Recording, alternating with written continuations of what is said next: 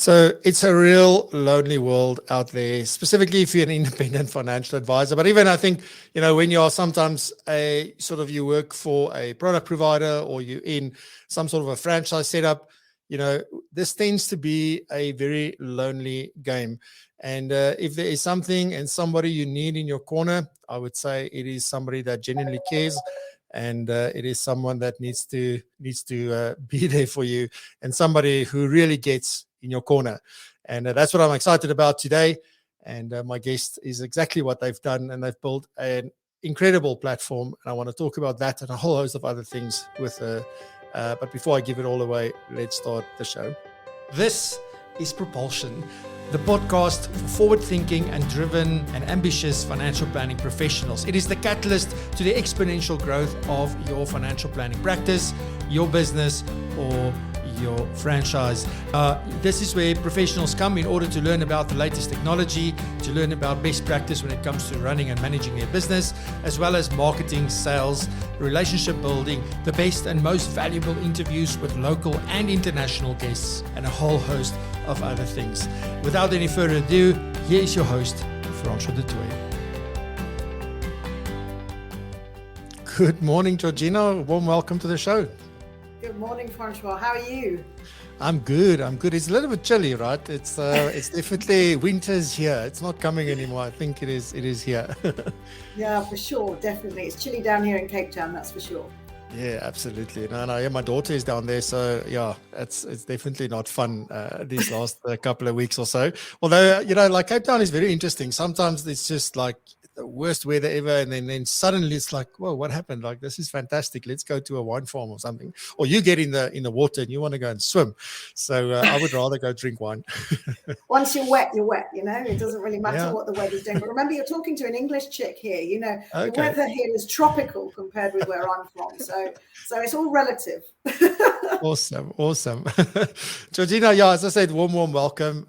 Really excited to be able to talk to you today and sort of get into the journey. I think there's quite a few things that we can talk about because you've been on this journey for, if I'm not mistaken, for about 4 years, building a new investment platform literally from the ground up.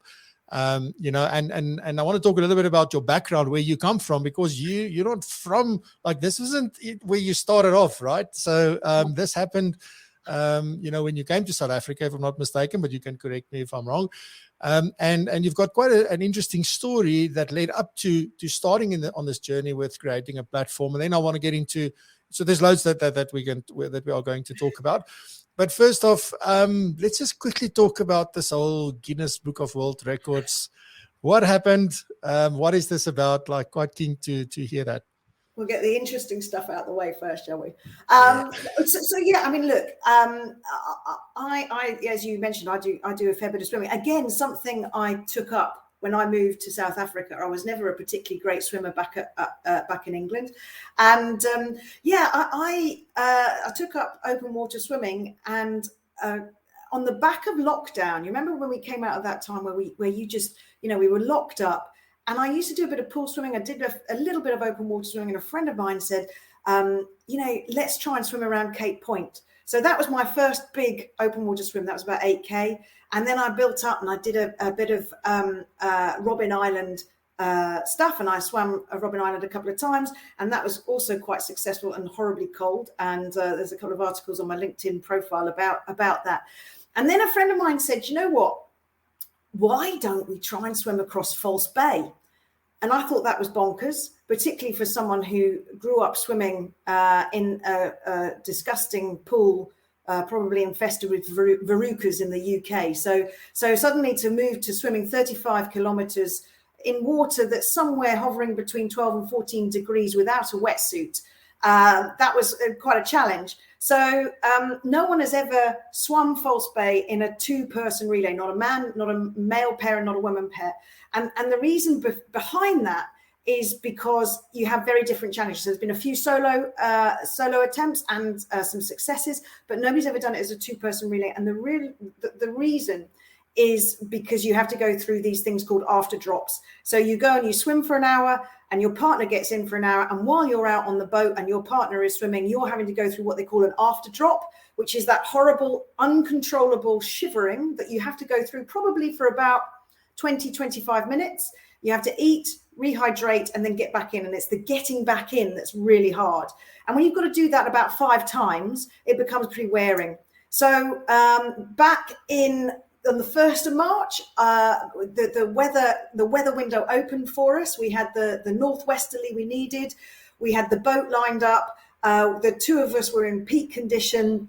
And at about 6:30 a.m. we set off. And Kirsty, my dear friend, she kicked us off. And then there started the hour in, hour out.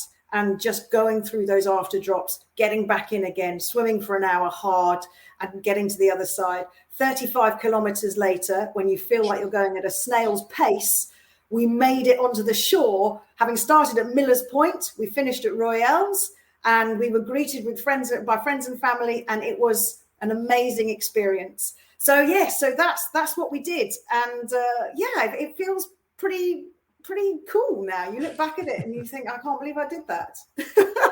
I really hope that very soon I'll be able to say, I know a person that has their name in this amazing book for what they've done.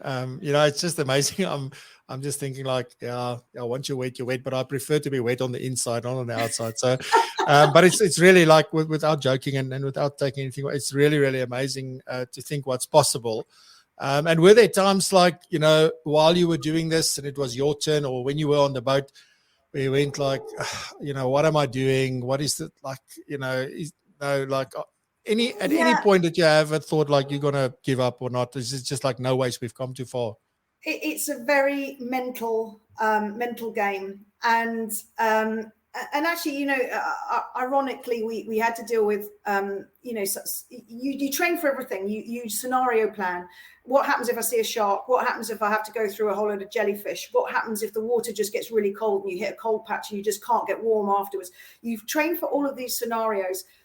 Ironically, it was something else that actually threw us out. And it was very sad. We were raising money for a charity. We raised nearly 100,000 Rand for a charity called Swim for Rivers, which is a wonderful charity set up by my dear friend, Craig Doonan, who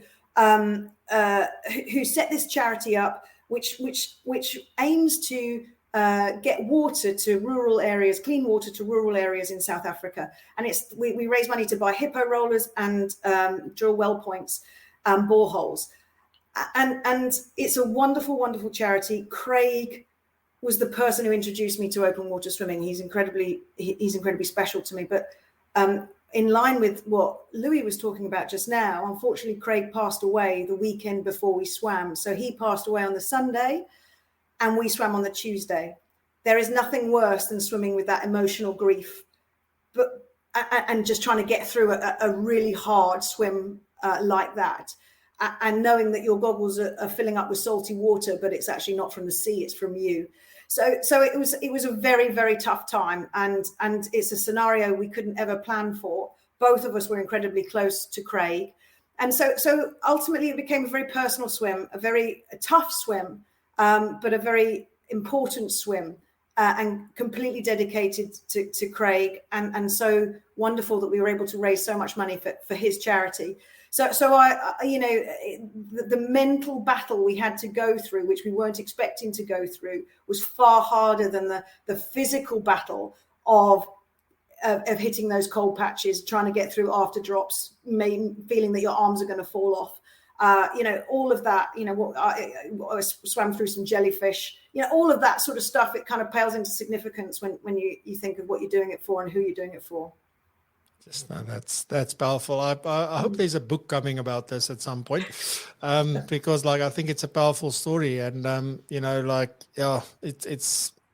Yeah, I don't even. I mean, I'm out of words now. I don't even know how to respond. I haven't brought it down, but no. in all seriousness, mental health is, and this was, something that Craig suffered from. Mental health is something that we don't talk about enough. And not that this podcast is about that, but, maybe we come back on a different day and we do talk about that. But it 9 hours 42 in freezing cold water gives you a lot of time to be thinking about, goodness me, this feels like something the world is starting to talk about, but maybe not as much as we should. Yeah.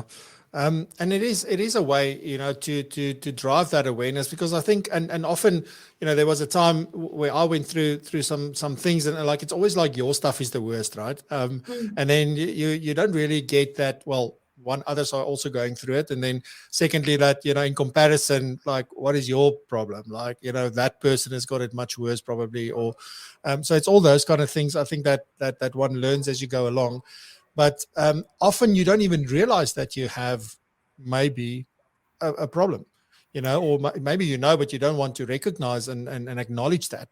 But it is quite an important thing. And I think particularly when one is in business, be it, and for me, like when you work for commission, I see it pretty much that you're in business for yourself, although you are probably self-employed. But as soon as you have a team of people and you start doing all sorts of things, there's no time to sort of think about those things, I think, often, and we just choose to ignore it. I couldn't agree more. And you mentioned it at the top of the show, Francois. Being in business, being a business owner, even if you've got a large team around you, it can feel incredibly lonely. It can really feel like you're on your own. So when you go through something like COVID, when you go through unsettling periods, that loneliness almost kind of amplifies. And often financial advisors are the first people, or some of the first people, to realize that a business owner is going through some troubled times.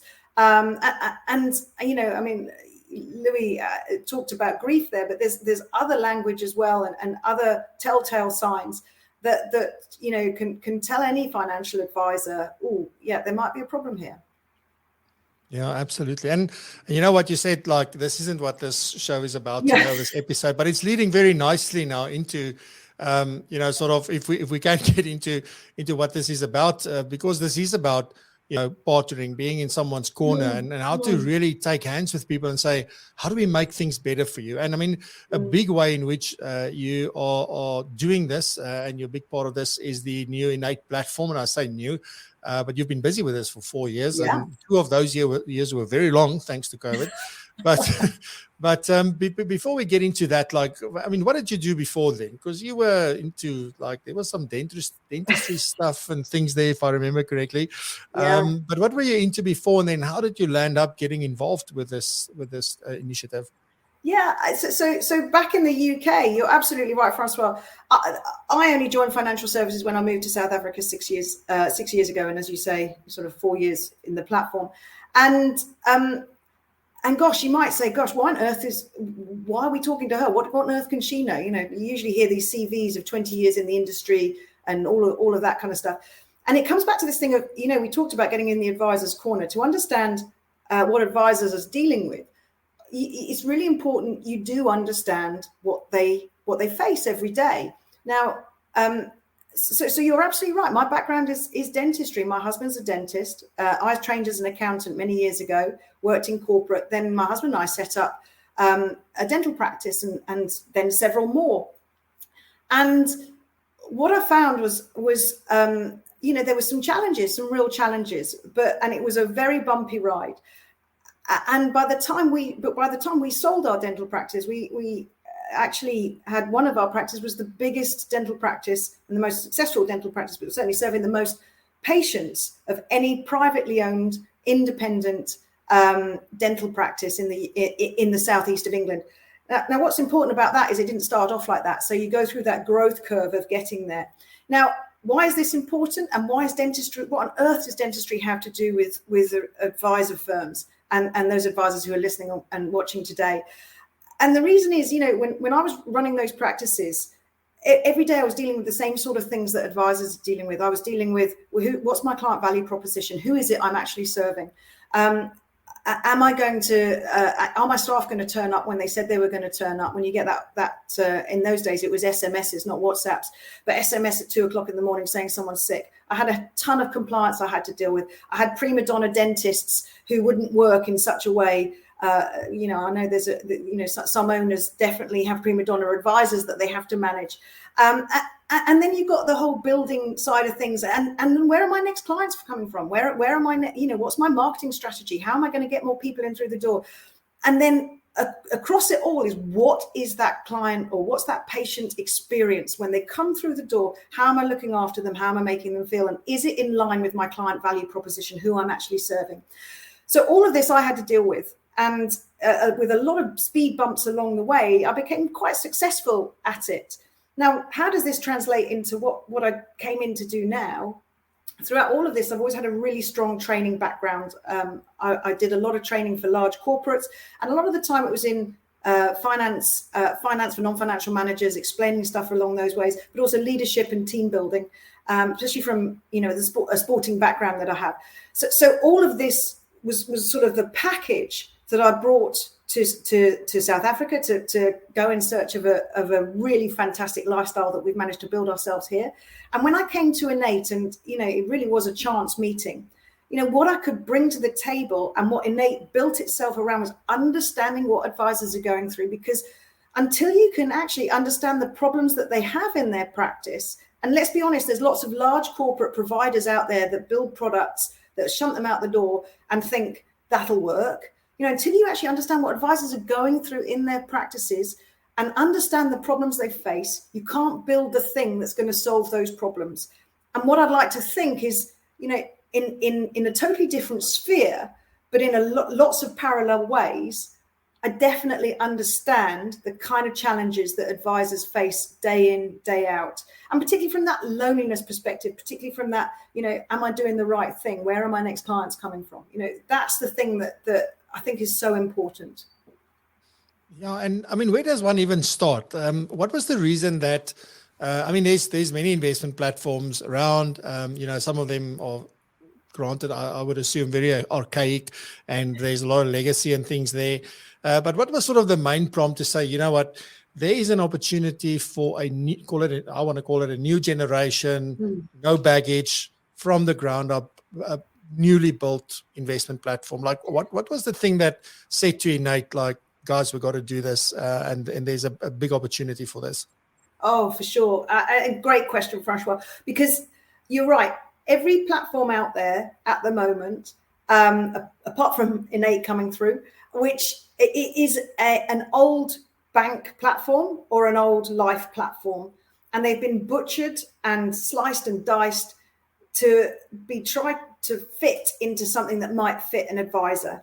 So in the case of our old platform, Standard Lisp, it's kind of an old life system, really, which we've tried to butcher. And what happens is you can't service it correctly, you can't do upgrades very well. Every piece of regulatory improvement, it takes you a long time to develop it. So you're just not future fit. And not only that, you're delivering an experience that isn't designed around the advisor.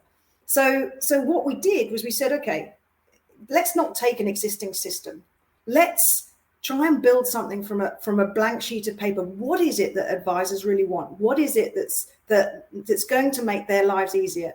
And we got advisors in the room, and we kept getting advisors in the room to ask them, is this the kind of thing you want? How can we make this journey as digital as possible for you?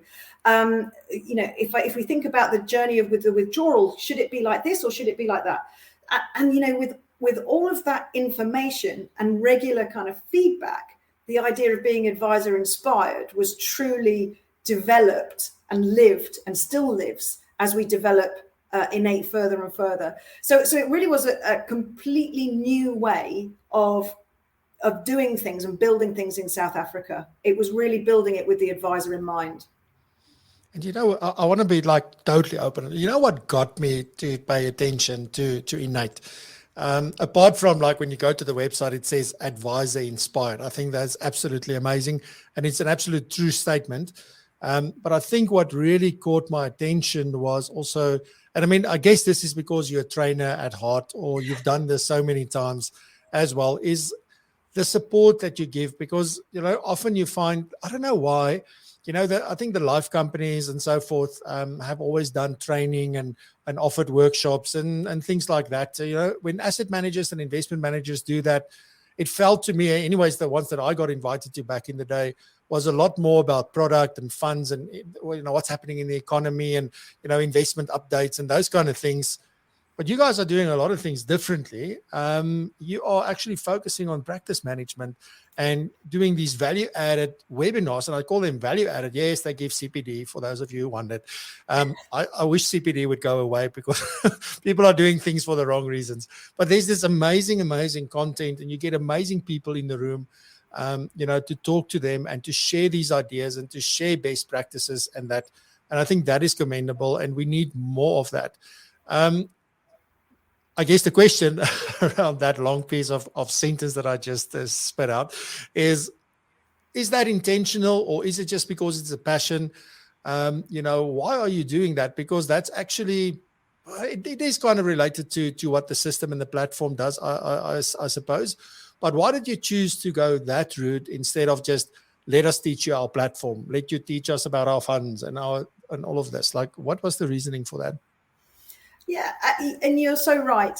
And I guess I come back to my dentistry days as well. It's about the experience. It's about how you make people feel. When you go to the dentist, you can walk in, you can have a filling, you can walk out, and it can be a pain and just a pretty average or painful experience.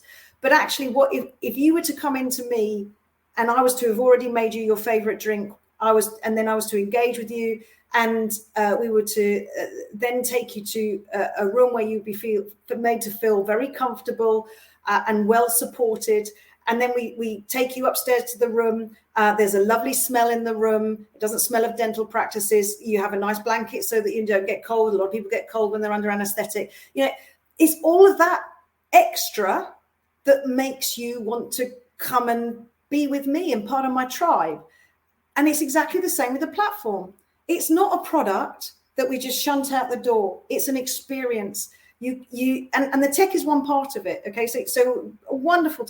Amazing people have developed the journeys, the web experience. But it's more than that. It goes. My team is both in the field and service, and so what you see there is a really knowledgeable in-field experience from my salespeople, which is really carefully and creatively and collaboratively backed up with service people behind, who are all in the same team.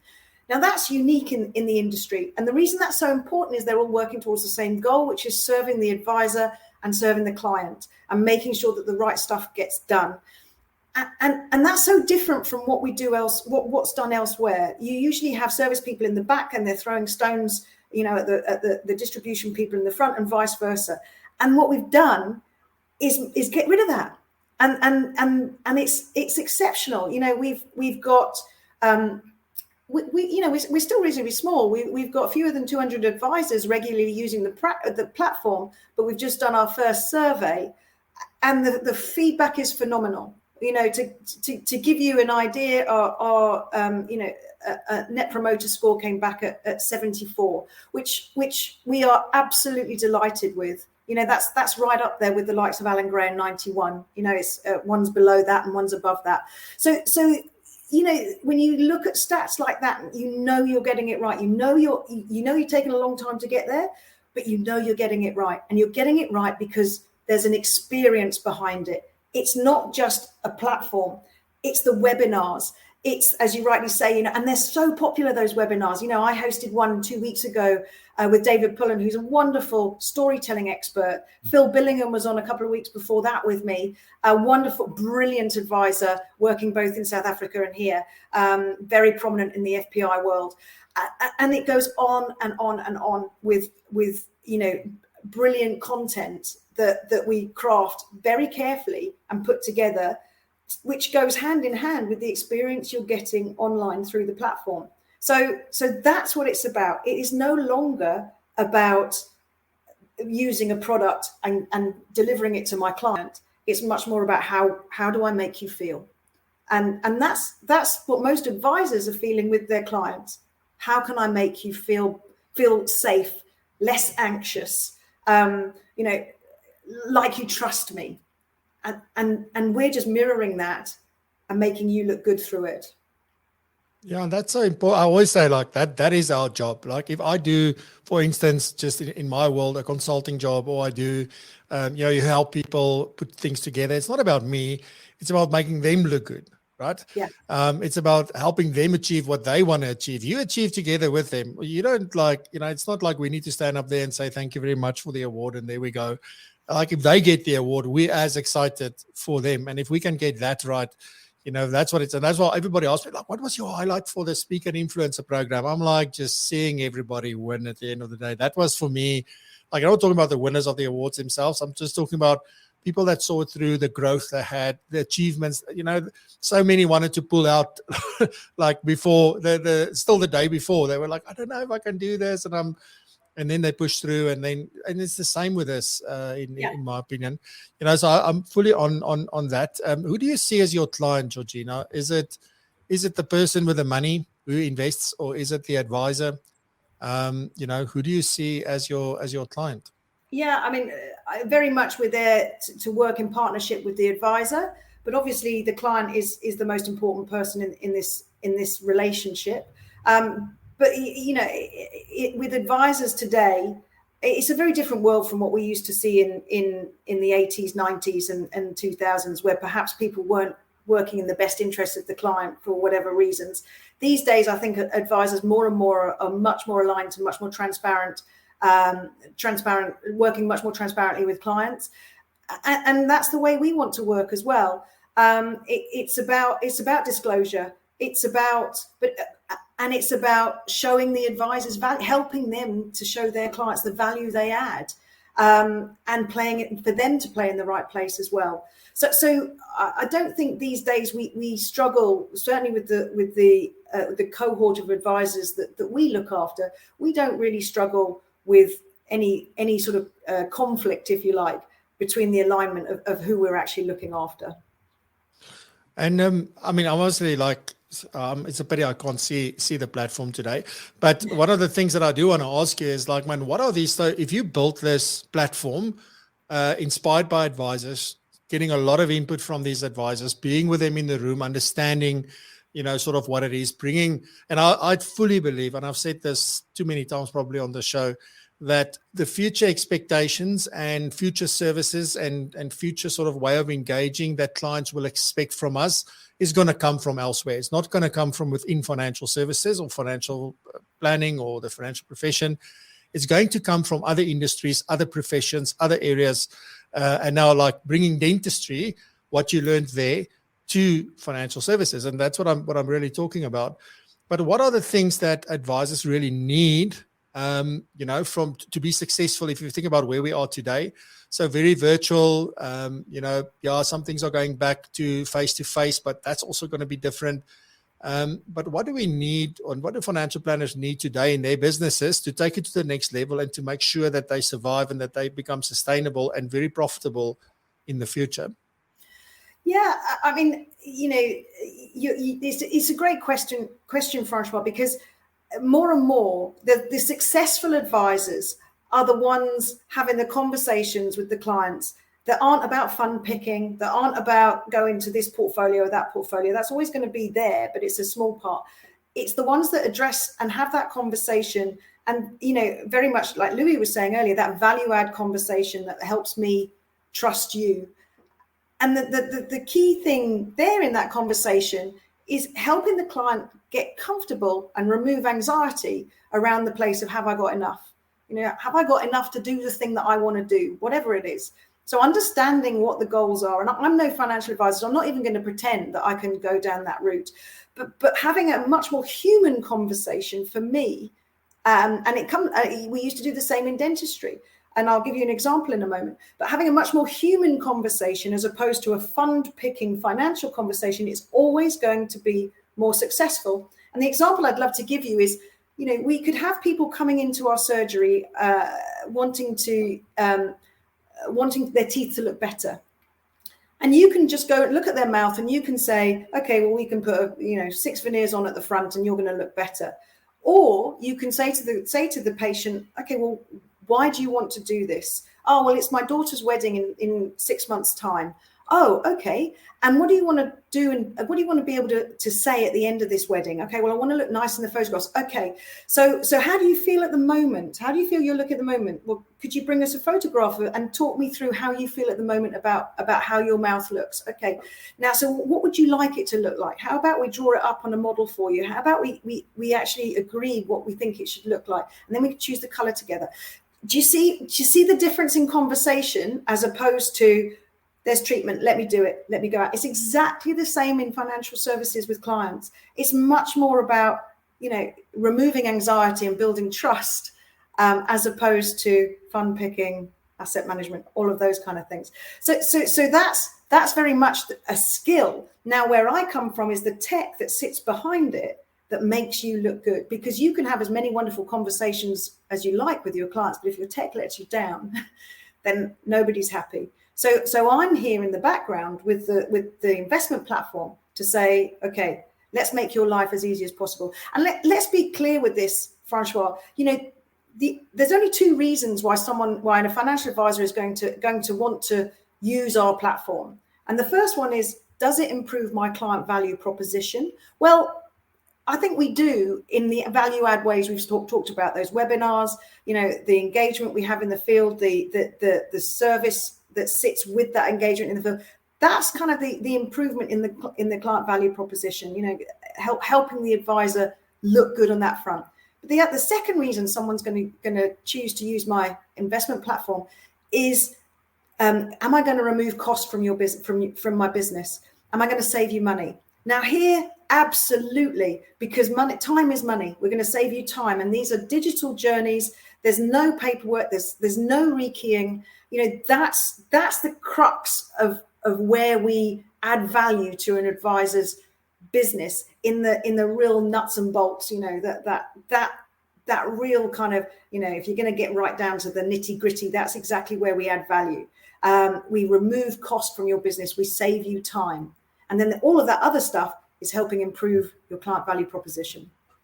Yeah, no, I really like that. But can I just ask, Georgina, that when you're done with this, can you and I please go and help doctors do the same thing? Have different conversations, get to know their patients, understand, care. And I don't say they don't care, but yes, sometimes, like I always say, I've got to do something in that space to help them just be like, just talk to people like they don't understand, your Latin words and all of those kind of things. And it's so important that if we can have the right conversations and connect at the right level and really have the time to pay attention to what the other person is telling us and sharing with us, because often it's intimate stuff that they are talking about and things that makes them uneasy probably, or things that's very near and dear to their hearts, because that's where you get to understand why they do certain things or why they don't do certain things. So having this and you helping through everything that you do, plus the platform, sort of to enable all of that, I think is a fantastic journey and something to be very, very proud of. Is definitely doing something differently. And I want to ask you, so if I'm interested to work with you, with your platform, etc., what is that process and where do I find out more and things like that? Well, absolutely. So there's a website, which is innate.co.za. All our contact details are on there. There's our Innate Invest, and there's the platform, and obviously I'm under the platform piece, which and we can spend another hour if you like talking about Innate Invest. But yeah, so get in touch with me there. I'm available. I'm very active on LinkedIn. So please, I'm very happy to chat and have people get in touch with me there. So please do get in touch through one of those ways. We'd be delighted to help you.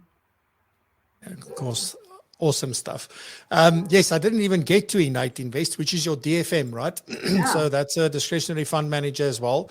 But I think, the first logical step is get in touch. I can promise you Georgina is very open and she loves to chat, and, she would definitely answer you if you send her a message on LinkedIn.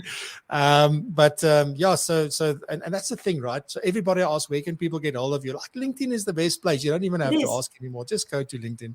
Yeah, and, absolutely. Awesome. Anyone worth their salt will respond to you quickly on LinkedIn. Yes. Georgina, anything you want to end off with? Maybe just something you have on your heart, something you want to share be it about anything innate or just a thought, anything you want to end off with. I think it goes back to the feeling of loneliness that you opened the show with today. I've seen, when I think about some of the conversations I was having, or the majority of the conversations I was having before COVID, it was mostly about selling ethically and making sure that, practices were being, or advisor practices were as profitable as possible. And probably 20%, 80% was that, and 20% was, I'm stressed, I'm burnt out, I don't know what to do. Since COVID, it's completely reversed the other way. I definitely see a lot more people saying, I'm stressed, I'm burnt out, my staff are stressed, they're burnt out. And probably only 20% is, help me be more profitable and all of those kind of things. And I just like to just say, be kind to yourself, be kind. You've come this far. And I think the financial advisors, certainly that I interact with, are doing an amazing job. And please don't feel like you're on your own. Reach out. We'd be delighted to chat to you and help you build your business. Awesomeness. Georgina, thank you very much for joining us this morning. Amazing talking to you. And I think we will definitely make a plan to chat a bit more about Innate Invest as well. But thank you very much for your time. Wishing you well and have a fantastic weekend. Thank you so much. Have a great weekend too. All right. And just like that, we've come to the end of the show and hope you enjoyed it. Just a reminder that next week, Friday, we will be broadcasting live from the UK. I'm not going to let the cat out of the bag from where, but I promise you it's going to be something really magnificent. Ek weet nie, wat is indrukwekkend? That's a good Afrikaans word. So for the English people, learn that. Indrukwekkend, but magnificent, I guess, is the proper English for that. We'll be back same time, same place. So have a good weekend. Stay safe, be blessed and prosper. And remember to raise the bar. Love you lots. Bye-bye. Thank you for listening. Remember to check out the live show, Propulsion Live, on YouTube every Friday at 7 a.m. South African time. You can find it at www.propulsion.co.za/live. That's propulsion.co.za/live. And please remember to subscribe, share with your colleagues, your friends, and anyone who may find value like you did in this podcast. Once again, thank you very much, and we'll see you in the next episode.